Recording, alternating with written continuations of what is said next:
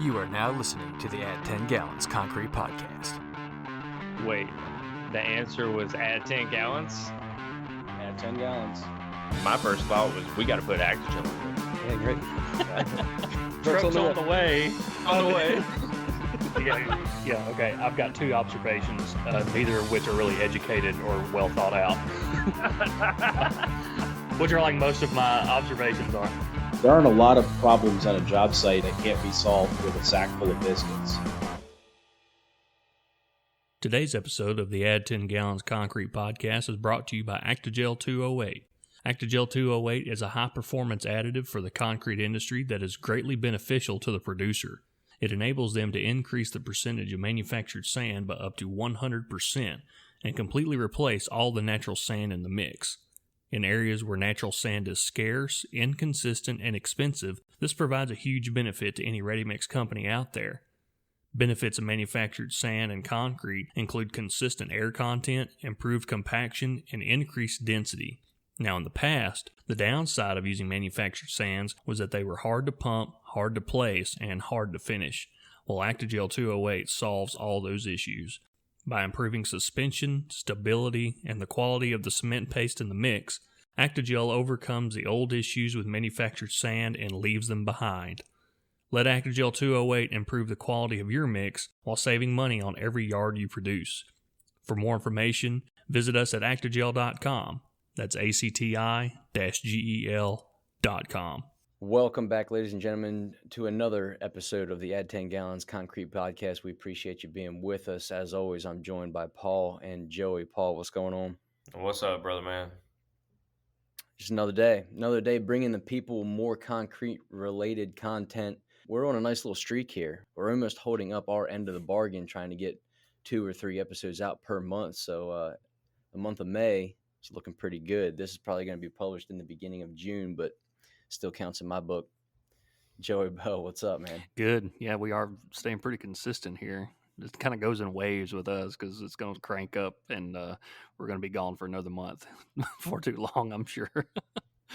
Yeah, it is feast or famine for sure. I mean, it's like anything, right? It's like that in airports. It's like that in restaurants. It's like that in most places. You get a wave of people and then it's kind of dead for a while. So why should the podcast be any different, right? But you know, there's no shortage of news out there that we need to get to before we get to our guest. Our guest is Greg Witz from the Witz Education. A little backstory on him. Our company, Active Minerals, actually utilizes his company's services to increase and improve our communication with one another, but also with the people that we service and our prospects.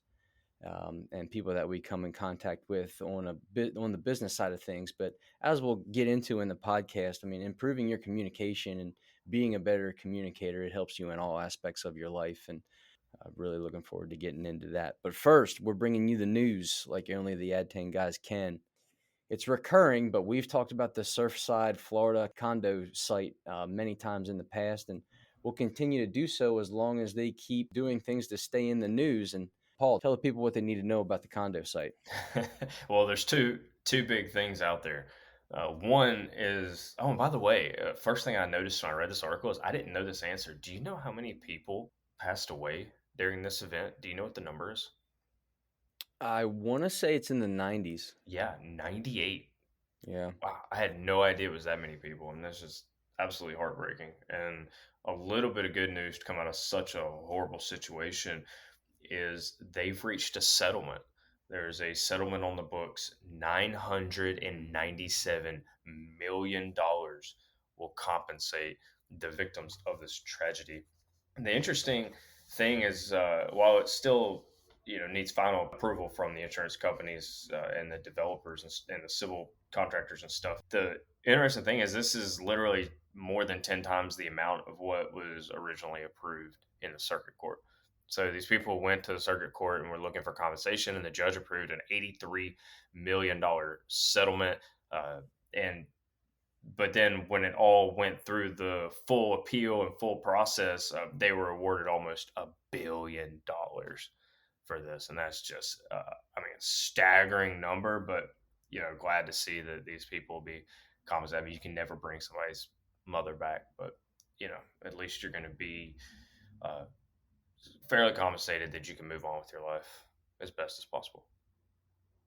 Yeah, no, that's a tough question though, right? When it comes to monetary compensation to make up for a loss that you really can't put a price tag on, right? You come to somebody after a tragedy like that and you ask them, what are you seeking? Like, what would make this better? Not good, not go away, but like, what would just make this situation better? It's a tough question. It's a tough question to answer. Yeah, you guys are right. You can't replace, a life. But if somebody's a primary breadwinner in the house and you still got a mortgage to pay, you pay off the house, you pay off any other debt you got, and you're living debt free after that. That stuff goes a long way. Yep, definitely. But also, I mean, aside from the settlement, they're actually working on selling the property. The sale hasn't gone through yet, but they do have a buyer lined up or being shown for this property. And it's interesting. It's something I wanted to get into with you guys here. The potential buyer is a Dubai-based luxury real estate mogul. He's been called the Donald Trump of the Middle East. So I don't know if that's good or bad. Maybe a little bit of both. but but the gentleman's name is Hussein Sawani. He is the CEO and owner of DMAC Properties, DAMAC Properties, and he put a bid in for 120 million. Right now, there's no competing bids, but it was appraised at under 90 million just before this collapse happened. Just before this event took place. What do you guys make of that? Is that the booming Florida real estate market where you really can't go wrong down there, or do you think that's because of the situation and story behind this property? Story. I mean, it's a toxic property. Who wants to be involved with the same property that collapsed everything? And I was reading up on this, and there's a story from the Miami Herald that's saying this guy, they're calling him the Donald Trump of the Middle East, but he really has worked with Trump to build Trump branded golf courses out in Dubai. You know, so this guy, if he's really as smart as he's acting like he is, he must be seeing something, right? To purchase this beachfront property, it's a couple acres, $120 million. Looks like they're going to raise the current building, but the foundations that are there may still be good that this building was sitting on. They may just rebuild what's there. They could dig the whole thing out. Who knows? But he says he's going to go in. He's going to build, more luxury high rises. The interesting thing is, like earlier, I told you the settlement was for these victims is like almost $1 billion, but before it was less than 100 million. And you mentioned that proceeds of this sale were going to go to the victims. That about $33 million of those proceeds are going to the victims. The other 50 million they were going to get was from the insurance companies, and now that total obviously has been revised to almost $1 billion. But it is interesting. This guy came in and wants to pay 120 million for this stuff. That's going to be an absolute insane amount of money for what right now is toxic branding, right? I mean, who are you going to get to move into the? Oh yeah, this is this is the rebuilt building that collapsed, just recently. I mean, I don't know, man. That's a scary thing to try and dive into. There are some obstacles. There's going to be some obstacles when you start digging out that foundation and you start running excavation around the property, because they might come into all kinds of things. There might be toxic soil. You did mention that it's a toxic property. No pun intended. There might actually be some contaminants in the soil from the building, and there also might be human remains. I mean, that's something that they had to go through when they were rebuilding the property around the World Trade Center. They mentioned that in the Construction Dive article that I was reading, and had a lot of this information in. They compare it to that, whereas if you do uncover some human remains, you need to get a coroner in there. You need to remove those remains humanely and properly, and then you need to figure out what to do with it. I'm sure he'll get some pushback from families of the dead, maybe wanting this property to be more of a memorial, maybe not so much a luxury high rise where these condos used to sit. So what's interesting to me is the reporting that was done on this from the Miami Herald did a pretty good job in their reporting. There were 225 people downloaded the offering memorandum, but there were actually about a half a dozen people that were actively talking about jumping in on this, but when it eventually was getting set for auction, only one person put in a preemptive bid, and that was this guy from Dubai. So when it was well over the valuation, they just went ahead and took the offer and didn't go to auction. So you're asking, like, why was it so high? Why was it overvalued? Well, it might have been just to keep any other bidders out and potentially getting into a bidding war. So they accepted that offer ahead of the auction.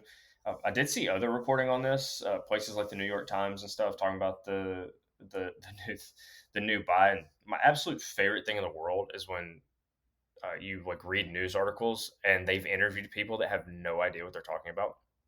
And so, like, the New York Times interviews this guy who's like a lawyer, and he's like, "What do you think about somebody actually trying to develop on this site?"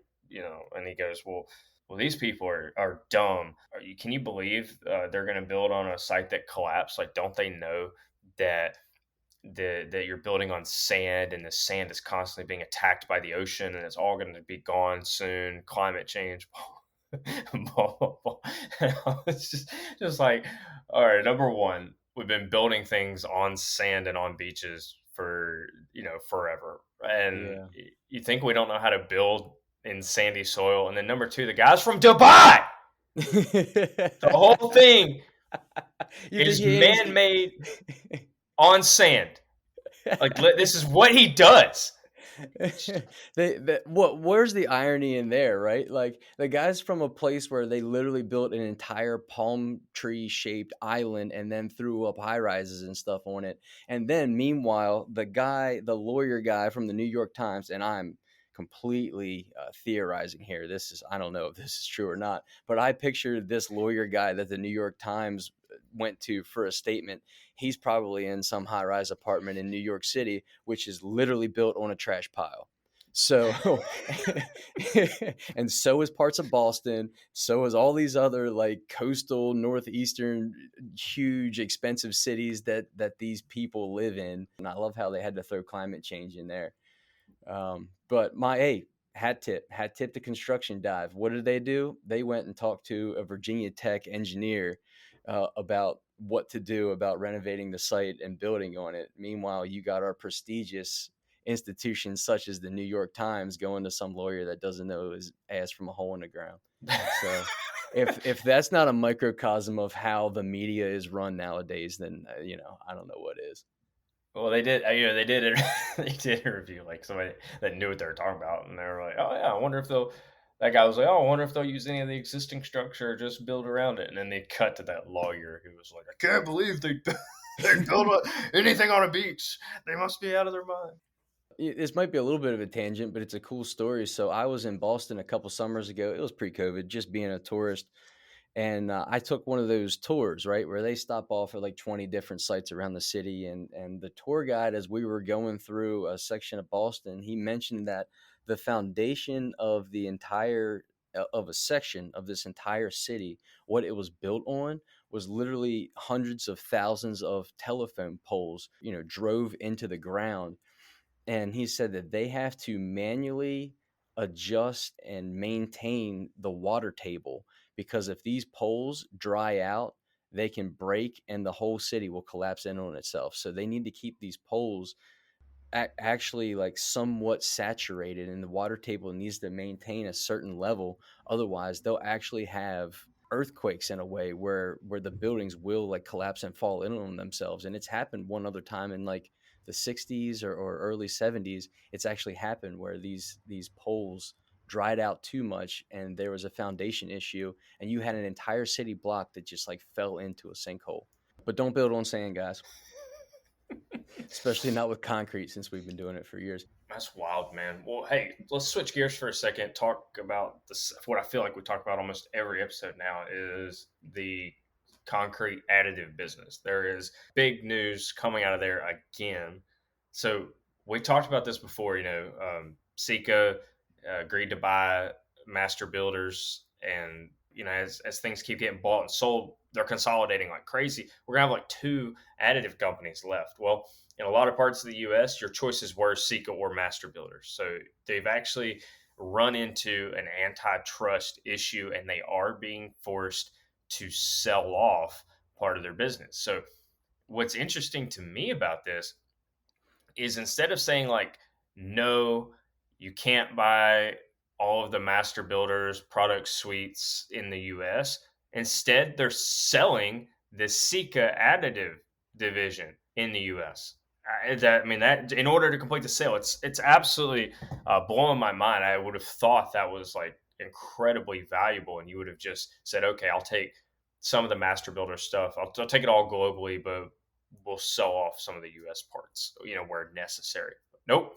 Deciding they're going to sell the entire Sika business of US admixtures.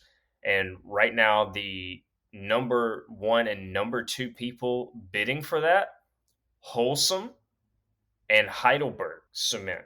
So interesting news that the additive businesses, the number one, number two bidders right now are the largest cement manufacturers in the world.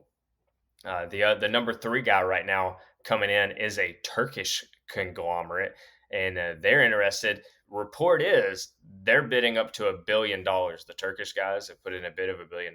We don't know what the actual numbers are. That's just kind of word on the street. I'll say word on the street is coming from Bloomberg, if anybody wants to go look it up. But their Turkish guys are saying, they put in an offer up to $1 billion, but it's not being disclosed. Right now, they are in the second round of bidding. It is confirmed that those three companies, Wholesome, Heidelberg, and these Turkish fellas, they're all in the second round of bidding, trying to pick up this Sika business. I think in our last episode, Joey Bell even brought it up.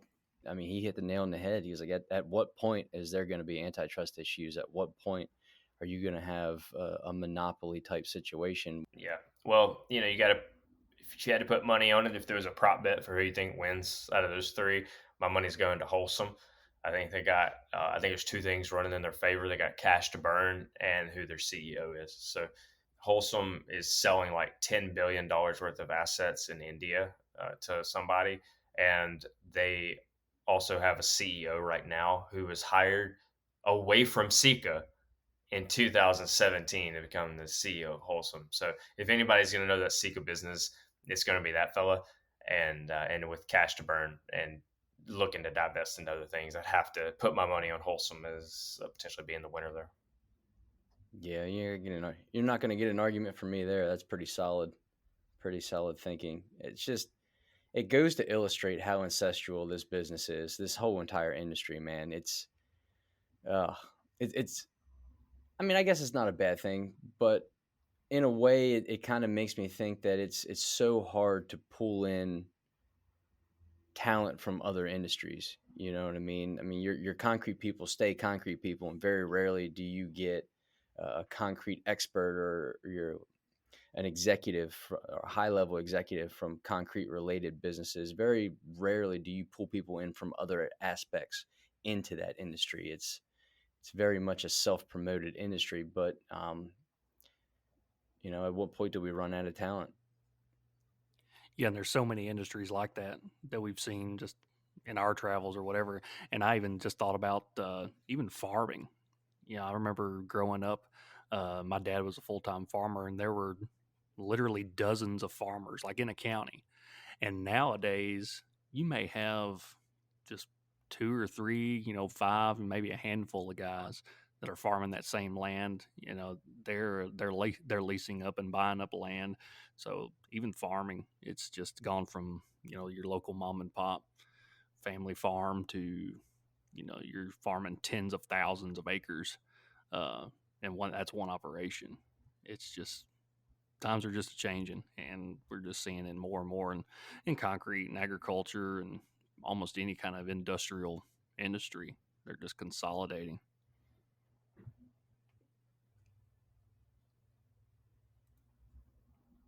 Yeah, man, that's what you gotta. It's what you gotta do to survive anymore, because I would imagine in most industries the profit margins and the the gross revenues aren't getting any bigger. What is interesting living here in Pennsylvania, I don't know how it is where you guys are exactly, but here in Pennsylvania, there's a lot of independent quarries and a lot of independent concrete producers. So, you ride around and you don't have like as many of the big multinationals running the game here in the state of Pennsylvania. So when I'm here and looking at things on a state level, it's pretty impressive how many companies there are that are, successful and providing paychecks for their employees month in and month out, but they're not, owned by some massive conglomerate based in Switzerland or something. Yeah, for sure. Wonder why that is. I've noticed the same thing as well. Way more so in like Pennsylvania, Western Maryland area, that, up and down that 81 corridor, you do have way more of the, I would say, smaller yet, relatively successful, independently or private owned quarries and concrete companies and things like that. Whereas down in the Southeast or, Texas area, and then even as you go further west, that seems to be less and less common. I wonder why it's regional like that. Yeah, I really have no idea, but I know here in Pennsylvania that a lot of pride in the state, which was interesting because we come from the South, and there's a lot of pride when you're down south. I mean, you really think of Texas, first when you think of that, right? They think of themselves as Texans first and United States citizens second. Coming from Alabama, you almost felt like an underdog. Like everybody always looked at you like you're a little bit dumb, and I can hear some people in the background yelling "Row Tide," just trying to make fun of us right now. But hey, look, man, I graduated high school with a full set of teeth, and I know math, so I was top of the food chain coming out of the heart of Dixie there. But you kind of had a little chip on your shoulder mentally, like coming from the South. But that also instilled a little bit of pride, right? No, like we're worthy too, just because our obesity rates are horrible and our academic rates are in the toilet doesn't mean we're not good people and a good place to live. And you come up north and it's a lot of the same people. Pennsylvania is an incredible state that it really is. James Carville, the Democrat politician, famously said that you got Philadelphia on one side, Pittsburgh on the other, and you got Alabama in the middle, and or Kentucky in the middle, however. And it really is. Or I think he said Alabama in the middle, but up here they call it Pennsyltucky. But it really is incredible. This state really is very interesting. And I think there's a lot of pride here in this state. So you got a lot of multi-generational business owners, and these families grow up with a lot of pride. They're not going to. It kind of reminds me of being in the South, where like I'm not selling this property to some guy I don't know, so some accountant can come in here and rip everything out and fire all these people, and we'll build it ourselves. And I think you got a lot of that going on here. I wonder if it's No, that's good to hear. I can confirm that. I've seen it. I wonder if it's got anything to do with unions. That's big union country up there in the Northeast. And I don't know. I have no idea how it would be related, but it almost sounds like there's kind of a fine line, that Mason-Dixon line. Like when you get out of the South and you get up in that Northeast, it's union country. I wonder if that has anything to do with it. I don't know. The only time I've run into the unions is in Philadelphia. And once you get outside of Philadelphia, I mean, good luck finding a concrete related union. It doesn't really happen that much. And that was part of why, like when this current administration in the White House got the bipartisan infrastructure bill passed, one of the provisions they snuck in there was that like all the jobs had to be union. If you want the federal dollars, you have to be working with the union.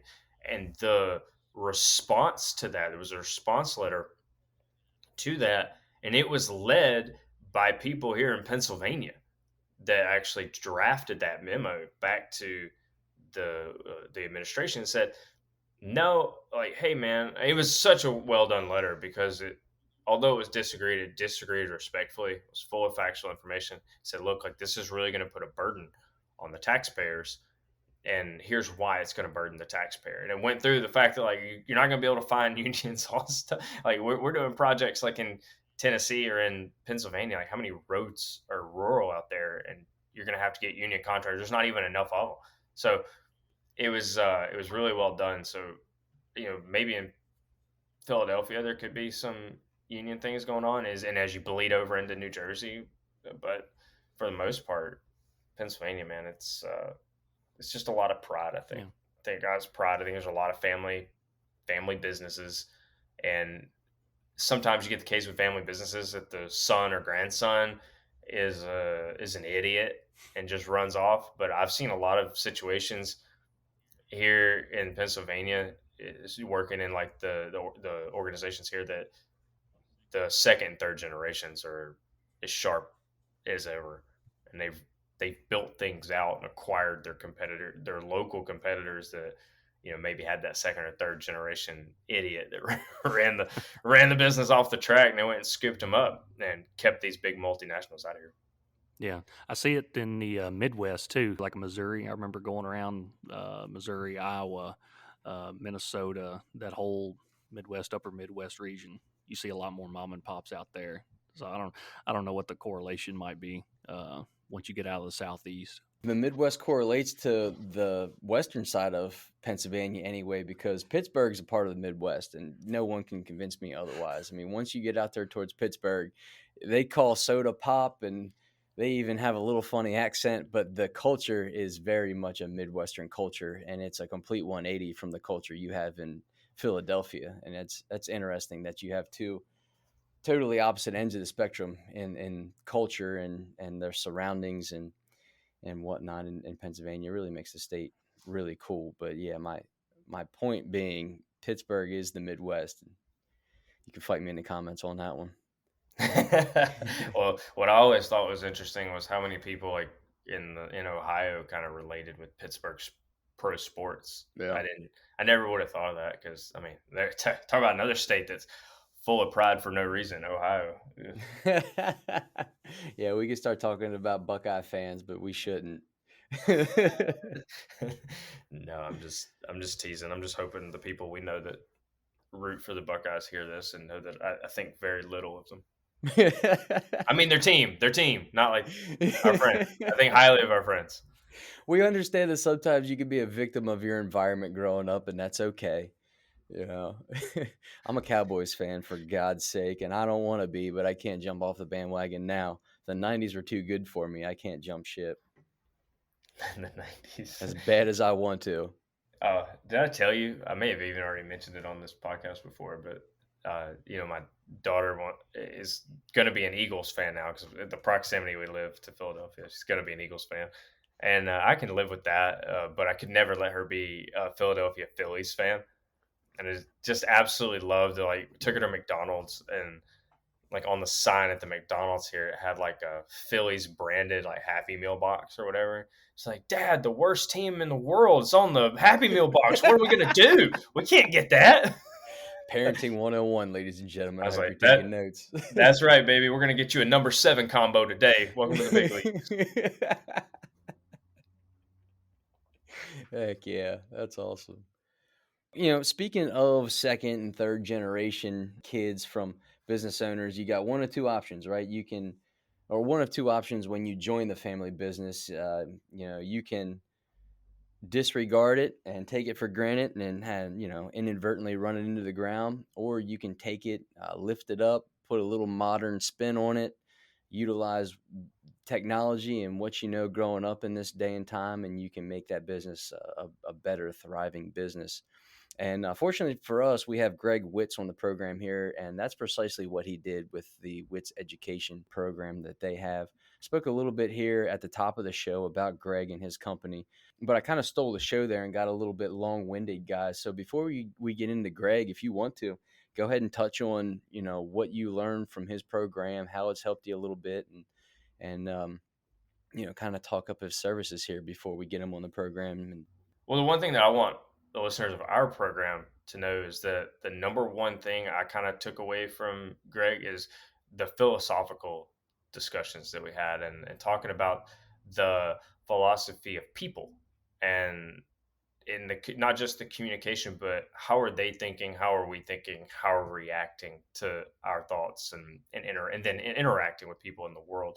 And those types of discussions, whether it's happening in books or on the Joe Rogan podcast or Jordan Peterson podcast. Like the human psyche is an interesting thing, and we're bringing that discussion into the sales and concrete side of the world. So I hope if people listen to our program, if they're interested in that at all, that I think they'll appreciate the discussion we're going to have with Greg today. Yeah, I really enjoyed that first class that we did with him. That was by far my favorite.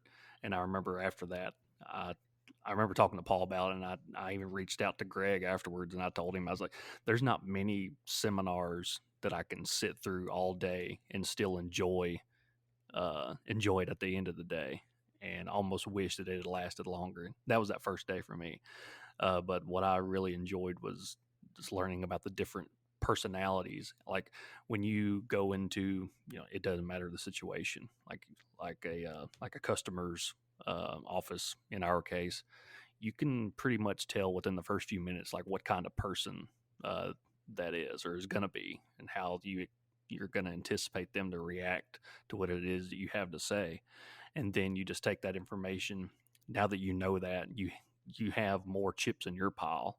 When you know more about the cards that they're holding, that's nothing but an advantage for you, and you can help steer the conversation after that. So if they come off as very critical and nothing but numbers kind of person, or just whatever, you know how to respond to that and how to bring that down to that middle ground where decisions can be made and progress can be made. So that's what I really enjoyed about it.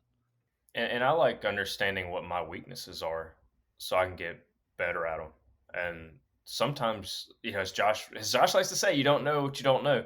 And so if I may not even realize that something's a weakness until it's been exposed to me that, hey, this way. And so when I am confronted with that and then taught, like, here's how you recognize it and here's how you overcome it. I mean, those are big things for me. And so in my work life, we're strong technically in concrete, but I was weaker on the business side.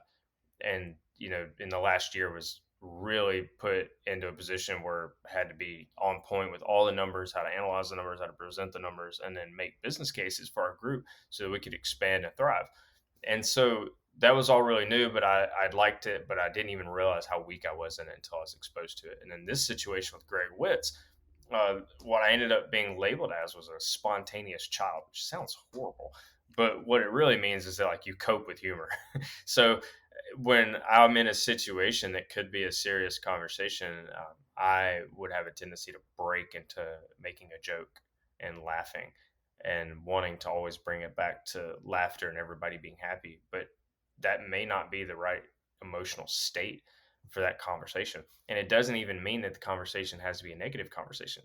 What you should be, though, is approaching someone as an adult and not as this quote unquote spontaneous child, and trying to make jokes when we're in a business setting and trying to get a deal hammered out. So it was interesting for me to be exposed. Like, wow, I do that. I do make jokes and say things at times where, like, well, maybe that wasn't really necessary. And we could have kept this conversation going adult to adult. And I have to make sure I keep myself in the proper frame of mind. And it's not about being robotic or anything like that. You just want to make sure you're not being an idiot when you're talking to people. Look at that. See, I just made another joke. Did you see that? We were having a serious conversation. I was telling you about being an adult, and then I broke into a dumb joke and laughed at it. See, look, I'm working on it. Anyway, whatever. Yes, we bring the conversation back and relate it directly to concrete. But at the end of the day, man, I mean, if you can communicate better, if you can increase your self-awareness, it's only going to make you a better person, and that's going to bleed over into your personal life. Not just your professional life. And it's something that, everyone could benefit from in one way, shape, or form. So, that's enough of us talking. Greg is a fantastic presenter and communicator himself, as, you would expect him to be. So without any further ado, we're going to get into this interview here with Greg. Looking forward to it. Hope you all enjoy.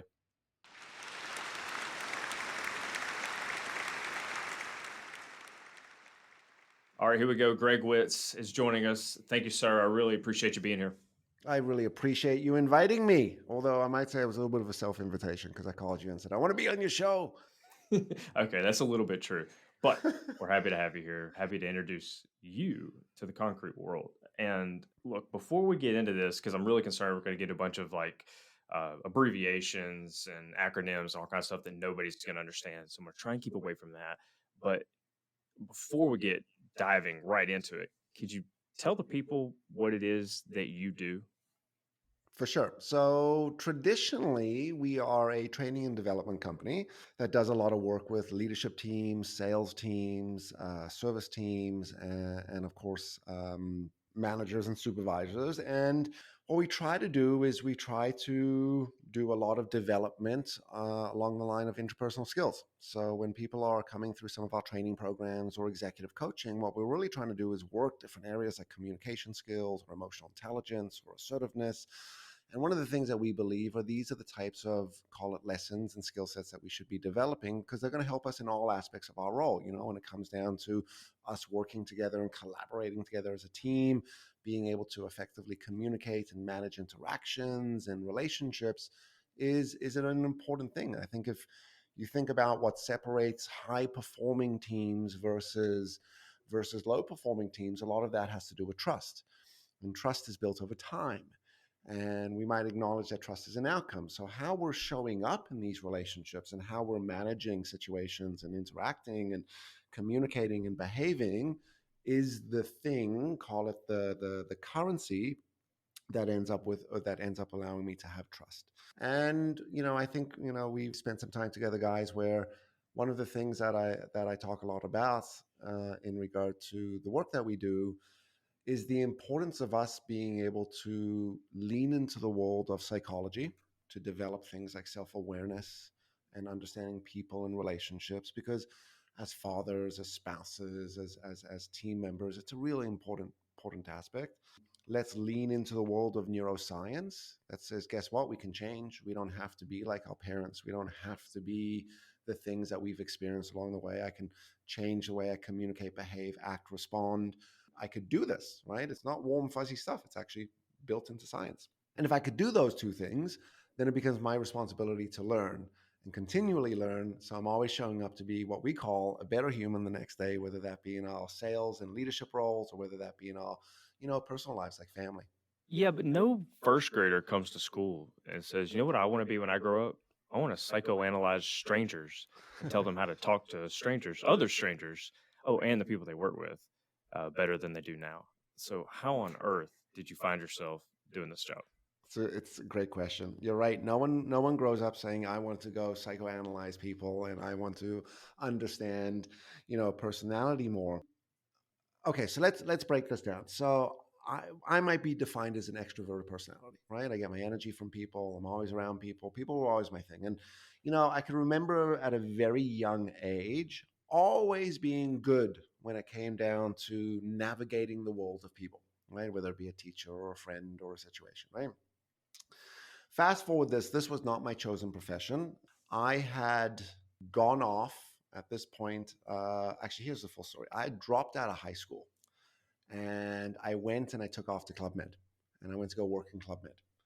And me and my buddy, and this was like the dream. There was like, we're gonna go live on the beach, we're gonna like drink coconuts, we're gonna like coach volleyball, we're gonna dance in the sun, and we're gonna work at Club Med. And my cousin was working at Club Med, and that's how we ended up getting in. So we drop out of high school, and we're like, what are we gonna do? Because we know we gotta leave, right? I think parents are gonna like beat both of us if we don't do something. So we take off to Club Med, and this is like a 2-year experience, back and forth, flying around the world, very specifically the Caribbean, and doing entertainment and kids club and all that kind of good stuff. And I had come home after one contract, and I'll never forget this conversation. My mother says to me, all right, what are you doing with your life? And I said, what do you mean? She says, well, you have 2 choices, right? Go to school, right? Or get a job. And I was like, well, if I get paid, I'll go get a job. And she said, perfect. Until you have a job, you have to work at your father's company, which at the time was called the Personal Development Institute. And that's what Witz is today. I did not want to do this because my father and I did not have a very good relationship. In fact, it was quite fractured. And, in a lot of cases, I might say the only reason we ended up having a relationship later on in life was through the business, because that was the connection that we ended up having. But up until then, it was oil and water, even though in a lot of cases, you might argue we were quite similar. And I'm like, there's no way, absolutely no way I am walking into that lion's den. Like, this is suicide. This is going to be one of the most negative, worst experiences. I know this man. This man is going to beat me every day. Somehow, some way, this is punishment. And she said, look, again, you sign up for school, you get a job, and until those two things happen, this is where you go and work. Right? I know I'm not allowed to swear on the show, so I'll leave out the next parts. But I walked in, and I'll never forget what he said to me. He said, listen, the only reason you are here is because of your mother. I don't want you here. I don't want to see you. I don't want you in the business. You just stay out of my way. And back then, the job was real sort of basic admin, licking envelopes, folding brochures, all that kind of stuff. So I'm doing this resentful, half-assed. It's not real motivating. I'm real close with the receptionist and a few of the other admin people, but that's about it. And one day I see the sales team, and the sales team look like they're having a good time. They're always meeting people, and they're always talking with each other, and they're always smiling and high-fiving. And I'm looking down the hall, and I'm thinking, like, wow, that looks like an interesting kind of job, right? Like, these guys look like they have a lot of fun all day. So I walked up and I said, listen, I said to my father at the time, I said, I know it's been a little bit of a rough ride, but like, I'm kind of doing nothing here, and can I get into sales? I'd like to do sales. I think sales is going to be really good. And I'll never forget what he said to me. Again, you might have to bleep, bleep, bleep, bleep, bleep, bleep. But without all of that, he looked at me and said, there's no way you were doing sales, because there's no way I'd put you in front of a client. I said, okay. And we're very disappointed. This must have been a couple days later. I was standing in the office, one of those things, right place, right time. Someone walked in and they said, hi, I'm here to talk more about some of the training. I said, yes, come with me. Let's go sit down in the office. I sat down in the office, and as I sat there, I see the shadow walk by the window. I'm like, oh no, right? And then I see this physical presence come by the window again. I'm like, oh no. Now this whole time, and guys, you're in sales, so like you got to stay focused, right? You got to be present. You're in your pitch. You're doing your thing. Like, this is my first thing. I've never been taught this. I'm doing it. I'm doing it. And I look out the corner of my eye, and in the little window next to the door, I see this body with a finger pointing at me. And for the audience, you can't see I'm pointing right in the camera right now, but I'm pointing, and he's, come here, with the come here finger, right? Like, you better come over here and get out of that office right now, which I completely ignored, went through the process, closed the deal. I think this for sale was like $2,000. And I rolled out. I was like, I did it. I closed the sale. He says, good. Tomorrow, show up with a shirt and a tie, and you're now in sales. And that was that was 21, 22. By the age of 22 and a half, 23, I was outperforming the entire sales group. My individual revenue each month was more than combined the entire sales team. And that's how it began for me. It began for me through what we might say adult learning, experiential or experimenting. Let me just go in and play with it and do it and try it and use it. And that was the launch of the career. And it was a little bit of a similar story on how I got into facilitation, and then how I got into coaching, and then how I got into leading a business, it was just needed. And it was only after I was doing the work, I now went back to school. And I did a background in adult education, human behavior. And, even then, I think I succeeded because I was interested in the topic versus anything else. When sharing that story with our audience, there's a lot of people in the construction business that are in the construction business because their father was in the construction business. Right, right. And there's also a lot of people who are in sales that never planned on being in sales. I mean, they went in, started in a QC lab, or they started out in the yard somewhere, or their family owned the business and they were sweeping the floors when they got out of high school. And then they had a personality for it, or enough of one.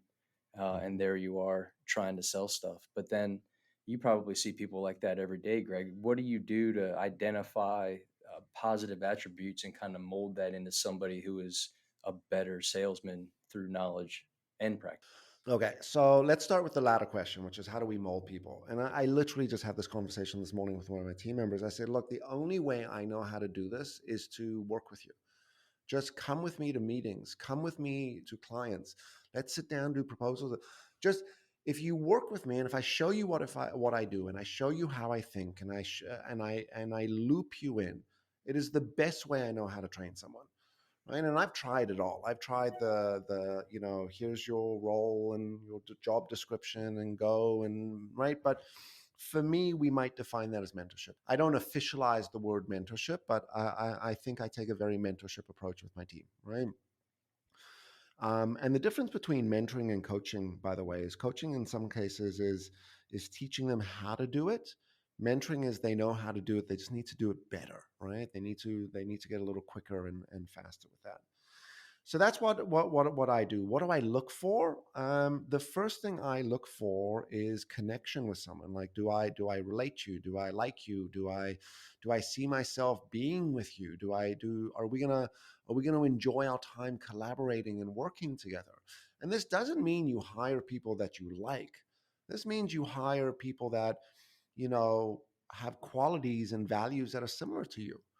I think one of the mistakes that we tend to, or one of the things we don't spend enough time on, is ensuring that as a group we're aligned in our values. We're aligned in some of the goals that we have. We don't have to believe the same thing, and we don't have to do the same thing, but there's got to be some overlap and some alignment. Like, for example, so values, right? Let's define values. Value of achievement and success. I want to really make sure that we as a group are successful. So my actions and my behaviors might lead to that. The value might be, if we're thinking about others, is supporting others, making sure that others are succeeding. Okay, cool. Well, if you three aren't like that, then there's a real mismatch. And it doesn't matter how good you are in your job, doesn't matter how much you have that experience with that resume. What matters is we're going to miss it, because at that point, we need to acknowledge the fact that our teams are our biggest communities right now, right? We spend more time in some cases with our teams. Well, at least we did before the pandemic. Right now, we're at home with our families, so it might be more balanced, right? But that's what I think I look for. I think I look for connection and shared values and alignment and goals. Attitude, which is, do we look at this in the same sort of way? Do we have the same sort of enthusiasm and energy to things? And if we could get that, then I can teach you to do any job. I can teach you to sell. I can teach you to lead. I can teach you to be serviced, and I've said this as well. And in fact, this is the one thing I look for. And it's not a question that I ask, but I think about it a lot, which is, regardless of your job, are you the best at it, or are you doing the best at it? In other words, if you're a burger flipper, are you the best burger flipper in town? Do you make the best hamburger, right? And if not, are you making the best hamburger you can? And if you're doing that, then we're going to be successful. Well, the coaching thing for me in high school was, what are you doing when nobody's looking? Yeah. And we've had to carry that into our roles here, because we're not around other people. In fact, even our group is a little bit isolated. So it's, what are you going to do today based on your own integrity and your own initiative? And then you get to share that with the rest of the company. Look what we were able to do as a team. But both of you guys hit on something very interesting. Number one, Greg hit on principles and values. And I think if we all lived our lives with principles first, or whatever your first principles are, you can always draw back on that. So you can lean on that in your business life, in your personal finance life, in your relationships life at home and with your children. If you have first principles, you can always just relate everything back to that. And Josh hit on something interesting that he described Joey Bell earlier as someone who just didn't realize that he was gifted at personality and relationship building, and then went from being a farmer and a field worker in concrete to being in sales. Love that story, how you got started and started in sales. I mean, that's sales. great. I'm not surprised. Yeah. And I'm not surprised with your personality that you were really good at sales. I think for me, one of my insecurities has always been, do I know what I'm doing? Right? I think we all have a little bit of that sometimes. But for me, it was like, I've never sold, and now let me just sell. I've never run a company. All right, well, let me just go and do that. Or, well, I've never hired someone or done an interview. Well, let me do that.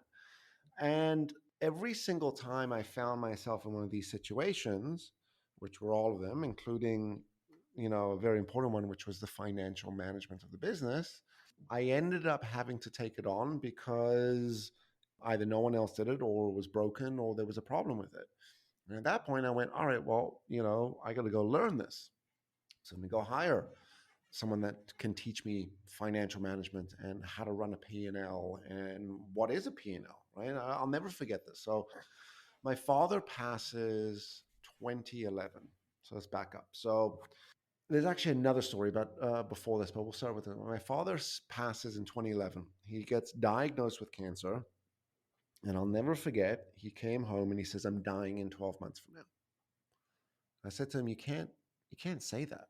You cannot let those words, you just can't, right? And interesting, just on a sidebar, I just interviewed someone on my podcast yesterday who survived two of the most rare, most unsurvivable cancers ever. All right. And has one lung and is the only cancer survivor with one lung to climb Mount Everest and to reach the summit. Okay. Insane. Not only that, he's done the 7 other summits. Okay. He's a brilliant, I'll send you his stuff after. Brilliant dude. But the entire time, or the whole message, or the whole thing that got him through was mindset. And he said something. He said, Greg, your mind will give up before your body will. Right? That's what goes. And when my father passed, and he looked at me that day, I knew that his mindset, he had given up. And what was even more freaky was 12 months to the day, he literally passed away. And it was then I now go and I open up the books, right? And I just see a red mess, looked like a murder scene. And I'll never forget, I looked at the bookkeeper. I'm like, what does this all mean? And she said, Greg, we have no money. We're out of money. I'm like, what do you mean we're out of money? She was like, well, there hasn't been good financial management in the business. Now, at this point, I'm really torn because the work we do is really significant, right? But the business side of it is completely failing. And what do we do? Do we take the debt on? Do I take the debt on? Do we continue the business? What do we do? And it all boiled back down to the work, which was I believe the work is important enough. So then I went and I said, hired myself, and they taught me, hired myself a coach, and they taught me how to read a P&L and have financial acumen and really sort of be more intelligent about money. And it's, what was sad about that story, but it's a very true thing that I think becomes an important point for all of us, was I was 32, 33 years old by the first time I had learned money. I hadn't learned money before that. And if you look at what we're teaching to kids in high school today, right? One of the main things we should be teaching, even younger, junior high, financial literacy, entrepreneurship, right? Leadership, right? Service. These are going to be important things to teach. Yeah, we agree. There's some states that are requiring financial literacy classes, personal finance classes now.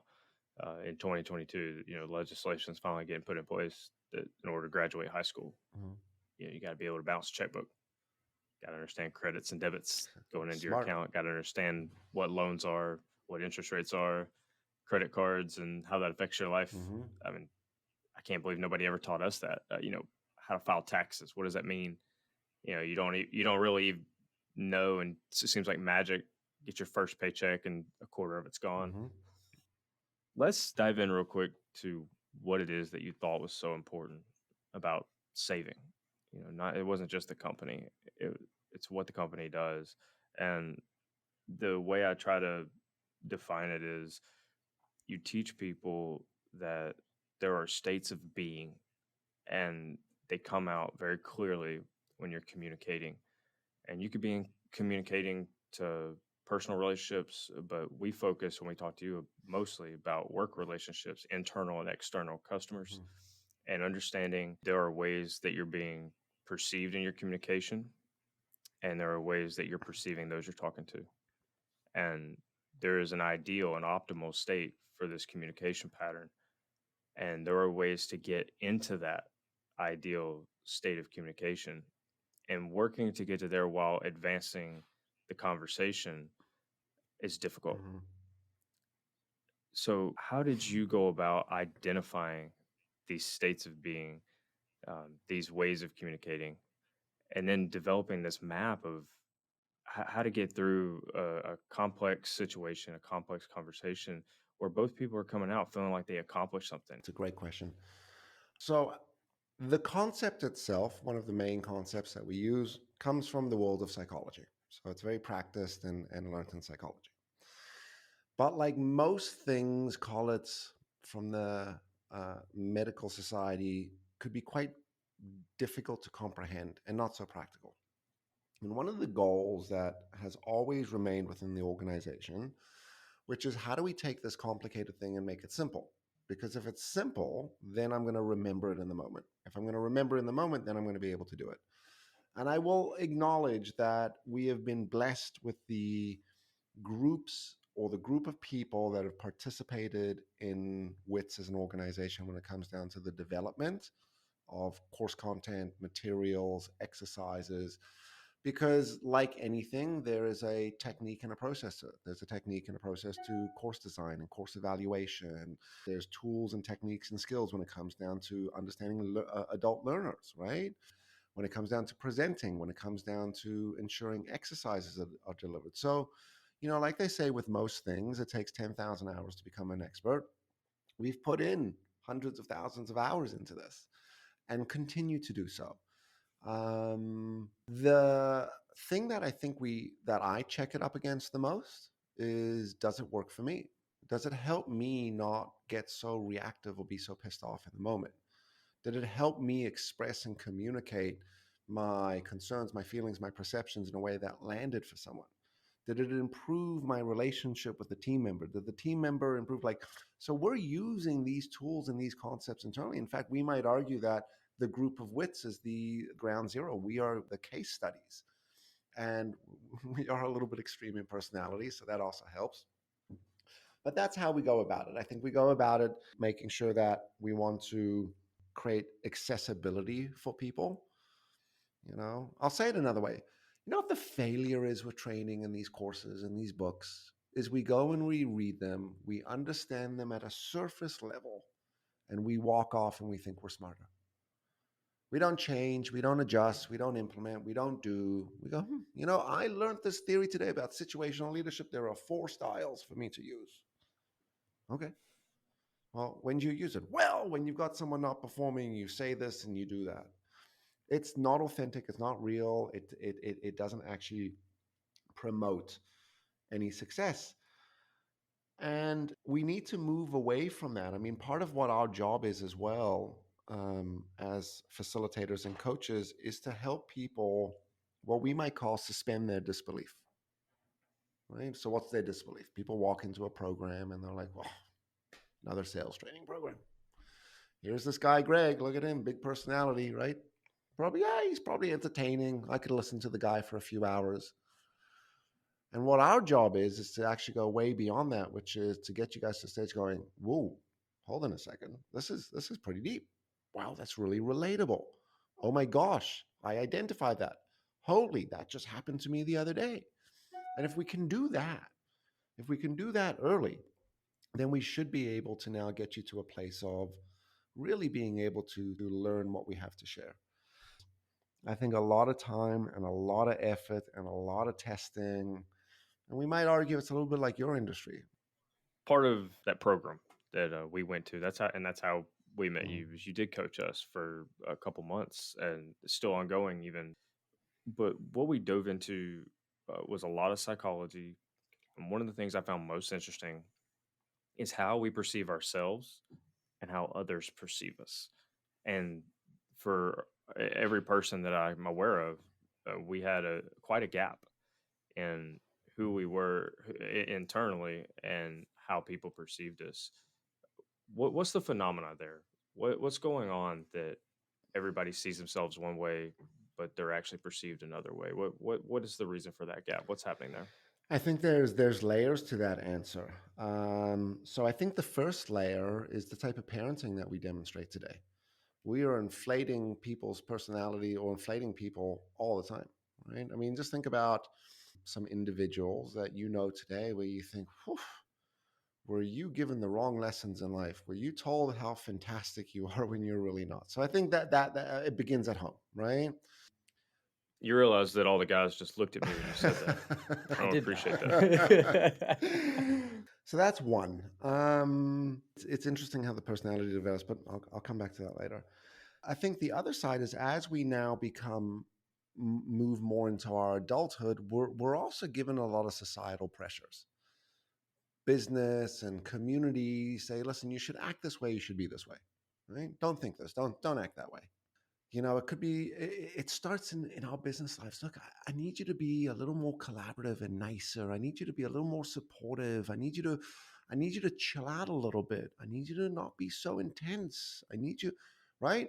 Telling you everything that you shouldn't be, which by the way doesn't work, because all that does is reinforce the neurological connection of you doing it. So that messes people up. So now we end up with this kind of exercise in conscious behavior. So I'm turning it on for people. So think about this, the nurturing side of our personality. When do we use that the most? We use it the most with clients and with team members. Why? Because if we don't do that with clients, we're not getting business. And if we don't do it with team members, we're going to get in conflict. So therefore, all day I exert this nurturance. And what is nurturance? It's the ability to serve, to support, to give, to contribute, to collaborate, to help, right? Think about that. Client needs help. Team member needs help. Sure, help. So we do it, and we do it all day. So the outside world sees us as very nurturing individuals. But what do we know about that? All of our ego states and all of these sides of our personalities can inflate and deflate. And if you've been exhausting that all day, you end up becoming deflated. So you get home and your significant other says, hey, can you help me? Oh, do me a favor. Leave me alone. I need 10 minutes. All day people have been asking me for things. Kids come up, hey, Dad, can 5 minutes from now, I'll do it in 5 minutes. So this is where we get an inside and an outside perspective to us. And one of the things we want to help people understand is both sets of profiles are true. The way people are perceiving you is truth, because you are demonstrating and acting and behaving in that way. And even though you might be turning it on, doesn't mean that that is not true. You are able to behave and act and communicate and show up in that way. What we get to see is the stuff that people don't get to see, right? By being deflated in all the energy. And the ones that do get to see it are very close family members, like spouses and children. So there will always be somewhat of a difference between my self-perception and others' perception. And what I might also do is tend to qualify my self-perception against others. And that's not necessarily a bad thing. It gives me a little bit of checks and balances, right? Which is, okay, if people are receiving this from me, what am I doing to contribute to that? I think the mistake people make with the type of profile and the assessment they do is they say, oh, that's not me. I'm very different at home. No, you're the same, you know what, at home as you are at work. You just tend to work a little bit differently. You put in different effort at work than you do at home. But if you were to put in that same effort at home, that same emotional effort, that same energy that it takes you to manage your frustration with a client or be collaborative with someone that you don't really think highly of, but if you could do those, then we should be able to do it at home. And that's really the difference between self and others, which is more my inner thoughts that I get to see and hear, which other people do not. But that version that people do hear, the version they do see, the difference that's in those scores, is that okay? Is that okay to show up and consider that as effort that you're putting into your work? Or, should we try to minimize that gap from what we think and what we put on? Okay, to answer the question directly, we need to minimize that gap. All right. It's not a healthy thing to have a massive delta between yourself and others. So one of the states of our personality is our reactive side. We call it the angry child. This is our sort of reactive, aggressive side. In fact, it's probably a side that also helps us succeed a little bit. But let's kind of use as example. My angry child, or my reactive side to my personality, the value is very high. Let's say it's at a 55. And let's say other people see me at a 24. Now, this could be really unhealthy, because what that would also acknowledge is the amount of internalization that I'm using to keep that bottled up, right? Now, with that kind of delta, because that's just a ticking time bomb. It's a volcano waiting to pop. And this is where you see stories. You're like, yeah, Johnny came and they threw something in the cafeteria, or someone reacted in a meeting. What we know about these moments is it wasn't that thing that happened right then and there. It had been a buildup. Okay, so that's one kind of problem. So now we get into the exercise of good. you're managing this externally really well, but you're doing it at the cost of yourself. You're doing too much damage on the inside. So we want to minimize that gap because it's unhealthy for you. Okay, let's go to the opposite. Let's go to something like more of the nurturing side to our personality, right? The one that we just described before. I see myself really high. Let's say the value is an 80 and other people see me at a 40. That's also a big kind of problem. You think you're warm and nice and encouraging and helpful for everyone, but people aren't receiving this from you. So you might be thinking and feeling you're doing this, but your qualification is the volume or the type of behavior that you think you're demonstrating to be nurturing isn't being received from other people. And that's when we start to look at this type of profile or this assessment as a tool of awareness, which is what do I need to be doing more of or less of, not could I or should I or would I. The exercise in me closing the gap between my self-profile and perception and others is one I want to be authentic to myself. And we might argue this. I'm not saying it's a good profile. You don't want to work with this person. But we would say it would be healthier for that person to be recognized as a 55 angry child reactive side, as well as for them to recognize that they're a 40. That would be way better, because that would be someone saying, I really don't care and I'm apathetic. And people say, yes, they don't care and they're apathetic. And I've got a hot temper and it comes out, but I feel great when it comes out. And people say, yes, we see that temper and that frustration come out. Okay, cool. Now there's not so much work, right? And that's why I said it's a different kind of problem. So we got to start to think about this. And one of the things that I want people to walk away with from our training, our coaching, the work we do, is a deep insight on where this stuff comes from. Why do I react and feel the way I do? Because the more I can start to reflect, the more insight I'm going to gain on that. The more insight I'm going to get, the more ability I'm going to be able to shift my approach and then change that type of behavior. And the tool itself is to give people a starting point, not an ending point. All right, this is where we're sitting currently. It's kind of like going to a physical trainer and they stick you in the scale and they test your body fat and all that kind of stuff. What you don't do is you don't go, well, I'm not up for the training anymore. You say, cool, I know where I am and where I'm trying to go. And it is the individual self goals that become more important than what we describe for them.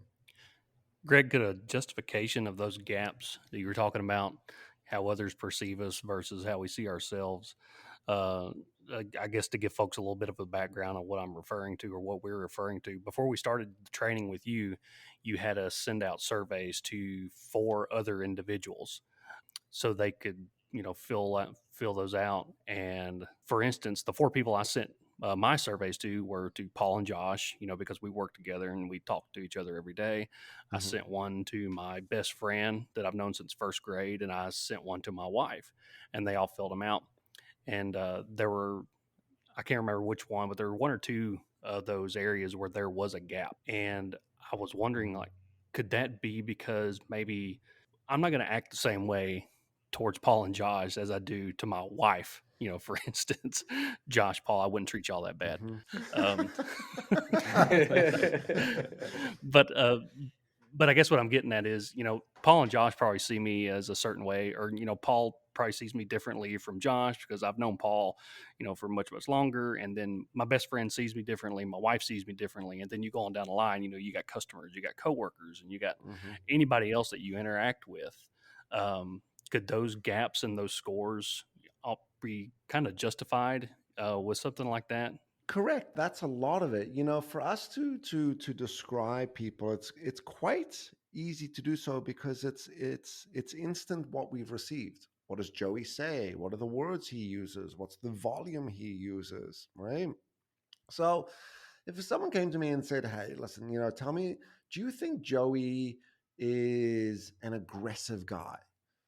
I'd say, well, I don't think he's an aggressive guy. In my experience with him, he doesn't yell a lot, doesn't throw things, doesn't threaten, doesn't attack, doesn't, go from 0 to hero in a second. Like, he seems to be pretty, in fact, Paul and Josh, you're nodding your head. You're like, right? Now, what you don't see him doing is smashing the microphone and all that kind of stuff. But if you did, you would be like, yes, so I see Joey doing that. Now, let me ask you this question, because I'm coming back to answer your question, Joey.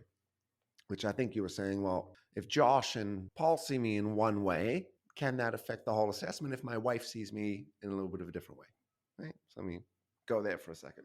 The truth to it is you will act the same way in front of Paul and Josh as you would in front of your wife because you're close with these guys.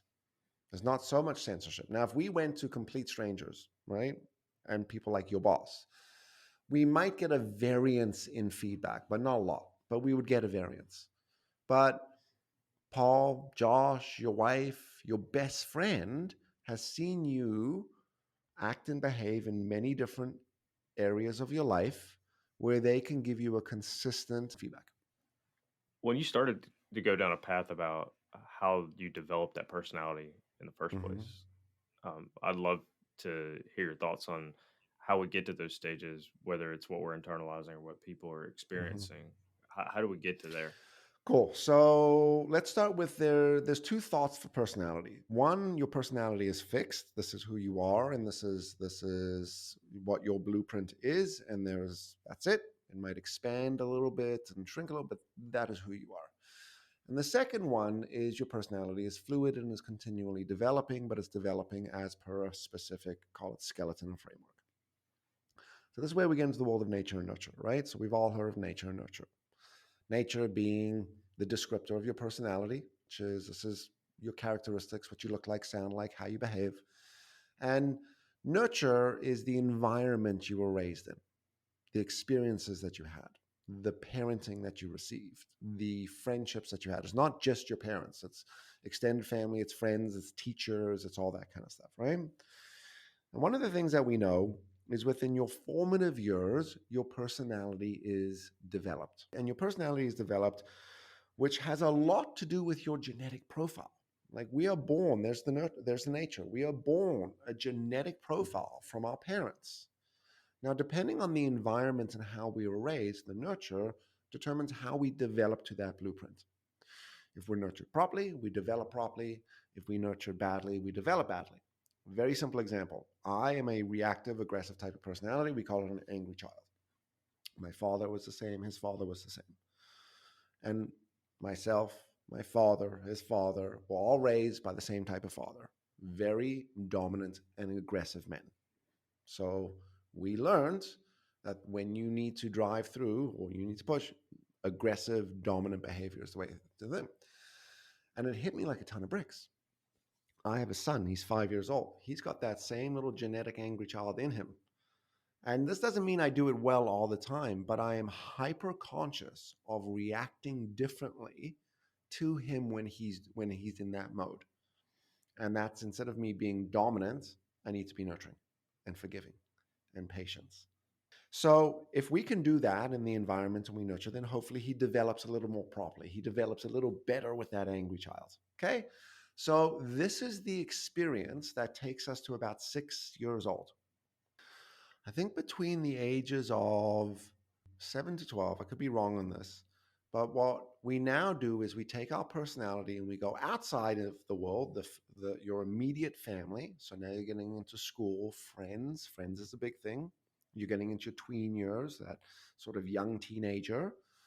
And now what we're doing is our personality is being sort of tested and checked against those environments, that social environment now. In a lot of cases, maybe but to what we talked about before, we become a little more conscious right now, Joey. Like, oh, I want to be liked. I want to be friends with these people. Let me act this way, even though I don't really feel that way. So now we sort of develop that side of our personality, which is how does it fit within the social world outside of our immediate family? And the theory now, the fluid theory says that as we grow, our personality continually evolves, continually develops, continually experiences. And it's what we do with those things. So we know the fact that our personality has the most profound development in our formative years.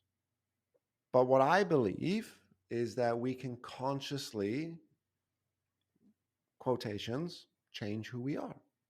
I can learn to feel differently. I can learn to process emotion differently. I can grow. I can evolve my personality. And that's what my job becomes in my adult life.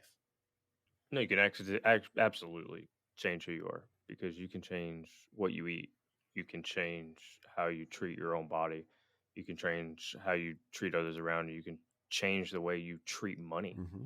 There's so many things you can change that can help you evolve. You can absolutely change yourself. But I think anybody that's had children will tell you that nature absolutely has a component to this. 1,000%. And m- my daughter came out of the box who she is, just sweet, happy, nice. That was out of the box, genetic. Boom, there she is. And then I did my very best to say and communicate to her very clearly. I have two things I'm trying to do for you, and that is to teach you that if you be nice and work hard, you can accomplish almost anything. Whatever you're doing, whoever you're doing it with, be nice, work hard. And so the second tenet to that is to always tell the truth, or at least don't lie. And so she goes out into the world. She's in kindergarten. She's 6 years old, and all these little boys are lying and calling people names and being mean. And she comes home. She doesn't understand. She said, "Dad, why would he lie? That's rule number 2, Dad." She said, "Don't lie. Why would he do that?" And it's like almost unfathomable to her. Like, why would anybody behave in a way that others wouldn't like? Right. So there's so much of a component that is absolutely nature. Right. But let's go there for a sec. Part of your daughter's position, if she does have that very strong natural nurturing side, our job as parents isn't to negate that. We want to reinforce it, which is exactly what you've done. Like, let's keep that a strength, but let's also work this muscle, the dominant, the assertiveness side, right? The ability to set boundaries and say no, right? And this is where it becomes really important that we understand that our personality has 6 aspects to it. There's 6 sides to our personality, which contributes to our behavior, our thinking, and our feelings. And we need to be working each of these things. We need to be consciously inflating, deflating, working, practicing, not at the expense of others. For example, your daughter's nurturance, in alignment and support and balance of that. Yeah, I'm very thankful she's a strong-willed person, even as a child. So when she came to me and recently was crying about, can't understand why this kid's lying and she's going to get in trouble at recess because he's lying. He's the one doing the bad thing, but he's saying I'm doing the bad thing. He's a liar. I said, well, you got to stand up for yourself. Right. And the way you do that is you walk away from these people and you don't play with them and try and get your friend group not to play with them. And just, you just have to stand up for yourself. And she came home the next day. She said, Dad, I told him, my dad said that I'm not supposed to play with that little boy. Can we go move our game? And they said, no, why are you trying to exclude him? That's not a nice thing to do. And she said, okay, well, my dad said I shouldn't play with him. I should stand up for myself. And she went and played a different game. Good for her. And that is so hard to do. So when she came home to me and told me that story and was sad about it, and I did everything in my power to tell her, no, you should be proud of yourself and you should be happy. I know it hurts, but there are grown-ups out there that can't stand up for themselves when people aren't treating them right. And you were able to do that as a kindergartner, keep it up. Well, that got me thinking. I mean, we've been talking a lot so far about how to determine attributes within yourself and kind of self-evaluate. But another key component to proper communication and successful communication that is so important in our industry is being able to relate to and identify qualities in other people, and oftentimes on the fly. There's a couple of times Greg talked about, the angry child, people who are, assertive and quick to react. We get a lot of that on a job site. Not so much nurturing parents on a job site. Way more angry child. Right. But as important as it is to identify your own strengths and weaknesses, it's as important, or maybe even more. We'll let Greg chime in, to be able to identify those attributes in other people in order to achieve something, whatever it may be. Well, I think not only what I took from Greg's training was not only to identify that, but then move them to a better state. Yeah. And the better state is the one we haven't mentioned here today, is the adult state. Right. The ideal communication is one adult talking to another adult. And it's interesting, Greg, after you taught us all this, it was so interesting to see people who were in that adult state. And I would realize that I was the one not in the adult state. It almost makes you feel bad. Like, oh man, I need to bring myself back to the adult state here. And so tell us, Greg, when you're identifying that and you're trying to bring people in, what are you looking to do? That's a great question. I think we got a simple answer for it, and we'll take off from Josh. So, Josh, you're saying like it's as equally important to recognize these attributes in others, and yes, the reason for that, and it's Paul, what you answered, is because it gives me an answer to what I should do next. At the end of the day, one of the things that we're describing here for the audience when we use words like parent and child and adult, we're not actually describing like position where someone's married or has children. We're describing the different aspects of the personality, and we've named them a parental state, an adult state, and a child state, which have their own subcategories. But the reason we want to understand this is for a few reasons. Number one, who am I? Right? Which is the state of my personality that's showing up right now? Second, why is it showing up? Because a lot of why it shows up is because of what you just said, Josh. Who sits in front of me? I've got this aggressive, reactive, sort of, angry child type of personality sitting in front of me. All right. Now what I got to start to think about is, who do I need to be? Which, Josh, you're talking about. Okay, in order for me to navigate this personality right now, the best thing for me to do is to move them into that adult state, because until that happens, anything that we interact with is going to be useless, because it's all built on emotion and reaction right now. And we see this in police, and we see this in healthcare, de-escalation, right? Before we can talk about the incident or before we can help you, we need to get ourselves to a calmer state of mind. That's the exact same thing on a construction site, right? Someone's not following a safety process, right? Site super runs over, why the F, blah, blah, blah, blah, blah, blah, blah, blah, blah, right? Now, what is the intention of that person? Why are they yelling and screaming? Well, answer number one, it's part of who they are as a personality. Part of that answer is they don't know how to do it differently. They don't know how to communicate it differently. So they do what they've always done, which is turn into a flaming ball. But why? If I was to ask you, do you think the site supervisor cares? Do you think what's important to them, some of their values are quality of work, excellence, safety, right? Making sure everyone goes home. That's why the person's reacting, not because of you. And when we understand this, and I can start to look at it like that, to go, site super just came and read me out right now for those reasons. But what I'm going to do now is I'm going to respond a little differently. And what happens with the site super is they de-escalate, they deflate, they come down. And one of the greatest things we start to do is we start to teach people how to communicate better and more effectively with us, not because of the Jedi mind trick that we try to pull, but because of how I respond, because of how I communicate, because of how I show up.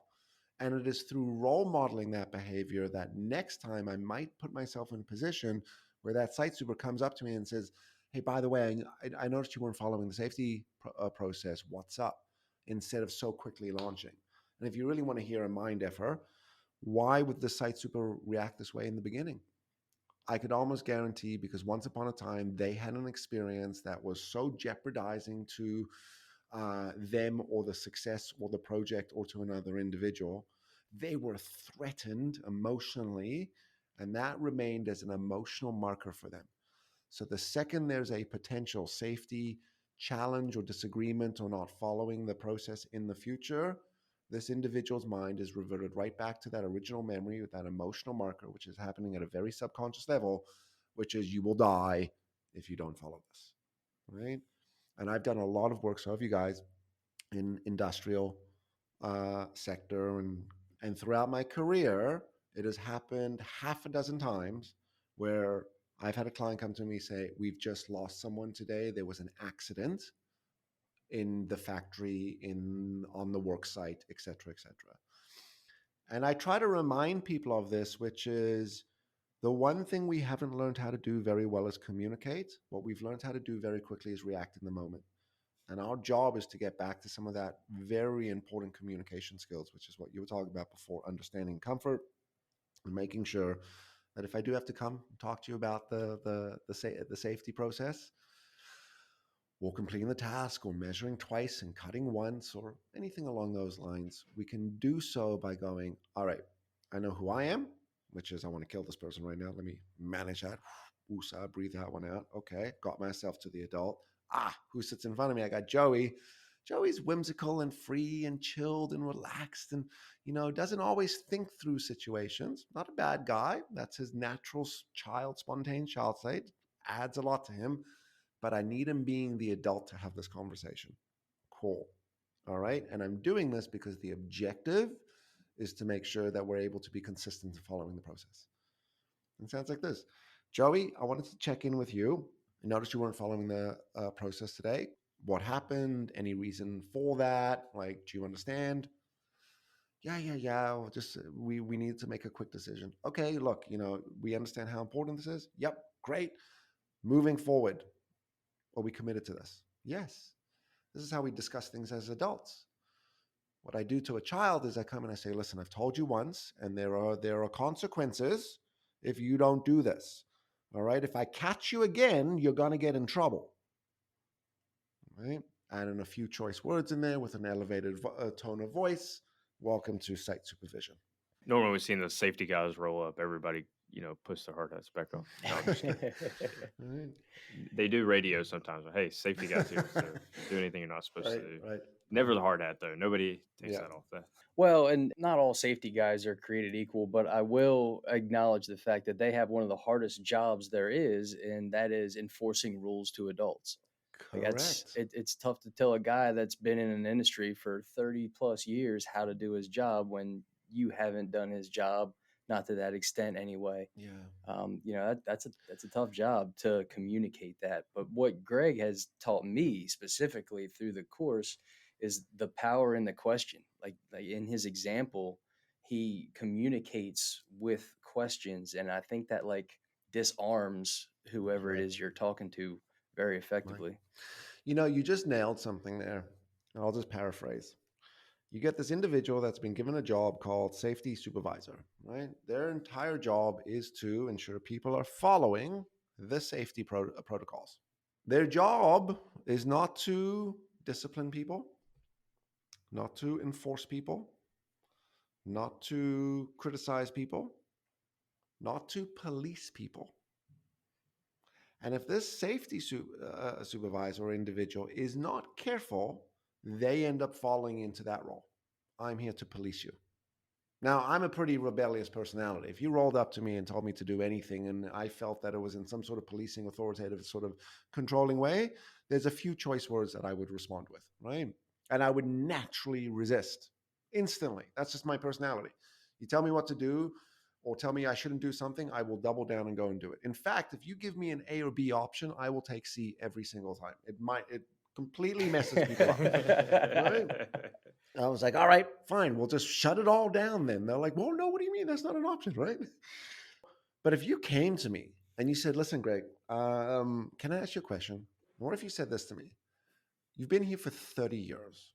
Would you agree that the things that you do is a massive influencer to some of the younger guys here, right? And would you also agree that some of these younger guys haven't had maybe as much experience with you, so while you're able to do this, is it more dangerous for these guys to be doing this? Oh, yeah. So one of the things I want to ask is if you could help me mentor and teach these guys, and one of the greatest ways we can do so is by showing them the importance of this. Now, this is not to say that that individual goes, thank you very much for communicating so well. I changed the way I will now approach things. But I would almost guarantee if you said, listen, you got to take a bet. Which one do you think is going to work better than the other? I'm going to take the latter, right? Because I've seen this all the time, very specifically in manufacturing, as I get called and I go to work with groups and they say, there's a guy by the name of Bill in the room. Bill's been here for 30 years. He's close to retirement. He's been very difficult. He's a critical parent, right? Don't get hooked by him. People don't like him. He's very aggressive. And they build this guy up to be this monster, right? We move in the room, and I swear this happens every single time. It is Bill that comes out of the program the most changed and the most motivated. And it is Bill that says, I wish I learned this 30 years ago. Because what I've had to do along the way is fight. And this is a way where we don't have to fight with people. And it's amazing because the businesses will come back and they'll be like, I don't think you can change Bill. And I often want to reply to people, which I don't because it's going to mess up my sale. I say, of course, it's all programmed. That's what we do around here. But what I do want to say to them, I say, Bill didn't need to change. This is Bill. This is the same Bill for the last 30 years. You've just been interacting with one of Bill's ego states because that's how you speak to him. But if you were to speak to him differently, you would have seen the different aspects of his personality. And if we promoted that, we would have seen more of that behavior coming from Bill. So it's the company's leader's fault, not Bill. Well said. And going through the program, and one thing I would like to hammer home to our audience here who is listening on a concrete podcast, the famous saying is you don't know what you don't know, right? I mean, a lot of these concepts and these states and how we talked about self-evaluation, a lot of that really seems elementary, but people just don't do it. They're just not aware of these concepts. They don't practice some of the exercises and routines that you go throughout the program. And it's not until you do that to where you kind of come to that epiphany moment. And if you're able to harness what you can learn through the program and really apply it, I mean, it really does make a huge difference in day-to-day communication. Correct. For sure. But you're not aware of that until it's presented to you in such a way. Correct. What's that saying? There's a wonderful saying. Life will give you lessons for you to learn. If you do not learn the lesson the first time, life will give you that lesson over and over again. Right? I think that's how I ended up in failing relationships with Yeah. crazy women. Yeah. Well, I'll share this. I'll never forget. This is years ago. This is before I was married. I ended up breaking up with the girlfriend at the time. Meeting a new girlfriend and a colleague of mine. My girlfriend at the time came by the office, and I'll never forget this. It was like yesterday. She's like, Greg, all your girlfriends look the same. I said, what? She was like, yeah, they all look the same, sound the same, act the same. I was like, you've just hit the nail on the head. This is why they're all ex-girlfriends. I'm dating the wrong type of person, right? You needed that epiphany and you needed that sort of awareness to come out. Yeah. Nobody ever told me, I guess. Joey, I would have appreciated if you'd have come to me and straightened me out sooner. You had to learn on your own. Sorry. To the audience out there, and I know it's a concrete show and stuff. And once again, I made a joke in the beginning of the show saying, look, I'd love to come and talk with you guys. I love what you guys are doing. I love the fact that you guys are creating content for an industry that is very traditional and there's so much exciting things happening. But to what you were just saying, Josh, I think what's so important, and hopefully what some of the audience that have been listening to this have taken from it, is the ability for us to change. It's not hard. It's a little bit of work. It's okay for us to have a little bit of a different perspective to my personality from others. But my job is to sort of close that gap. And the importance of being able to continually grow and learn regardless of the industries that we're in. Right? I'm a high school dropout. I was not formally educated. I failed academically. And I failed academically because I also ADD and had a very difficult time learning. But what my adult life has shown me and it has given me is that I was just in the wrong learning environment. I was in an environment that did not work for me. But that didn't mean I couldn't learn. And that didn't mean that I couldn't grow. And what that did mean was me taking responsibility for learning. And the things that I've spent my adult life learning a lot is self-awareness and emotional intelligence and communication skills. And I see the relevance and the importance today as a father more than I ever did, as a husband more than I ever did, right? Why do you think we have 76% divorce ratio? What happened? What happened? Why were all these? And by the way, where are all these single people? How come I can't find any of them? 76% of them are all out single right now, right? So, but as a husband, and more importantly, as a boss, as an entrepreneur, because, as an entrepreneur, it is extremely stressful having to think about and be strong enough as a business to look after people's well-being, to pay their salaries, to provide a place to work. It's a lot of pressure. And you sometimes, as a reactive personality, want to blame, fight, attack circumstances that affect our businesses, i.e. the pandemic, right? And that's who I am as a personality. I'm a fighter. I want to blame, I want to attack. But I recognize this, and the growth that I've gone through is going, okay, I get to feel this way, but what I also get to do is manage it, because if I don't, it's not going to serve for what we're trying to achieve. And in this particular case, we want to serve well as a business and we want to serve well as a team. And that's going to be what's going to be required is really important connected relationships built on a foundation of trust and effective communication.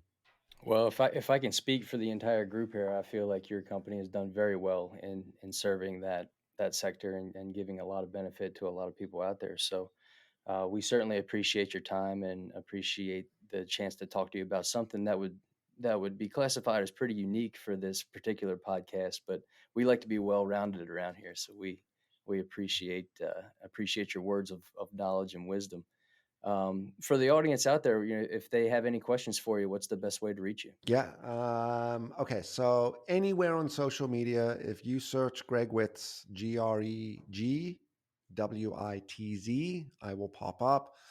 If you're on Instagram, if you're on LinkedIn, Facebook, great places to connect as well. My email, super simple, Greg, GREG, @witzeducation.com. Email me anytime.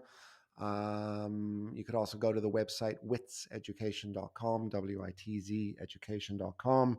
You can connect with us there. I think there's even my cell phone number is there. So yeah, anytime anyone has questions or wants to learn more about anything or even wants to just drop a message to say hello, that'd be amazing. And awesome. Yeah. Yep. Thank you, Greg. This was great. Appreciate you. Okay, thanks again to Greg. We really appreciated and enjoyed that interview, and we hope you did the same.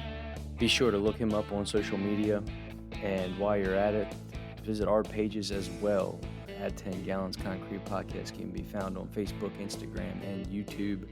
Also, wherever you get your podcasts, give us a rating, a review, tell a friend about us. We love seeing those listener and subscriber numbers grow over time, and really appreciate that we got some people out there that like the content that we put out. Be on the lookout for our next interview here in about a few weeks, and until then, y'all be good.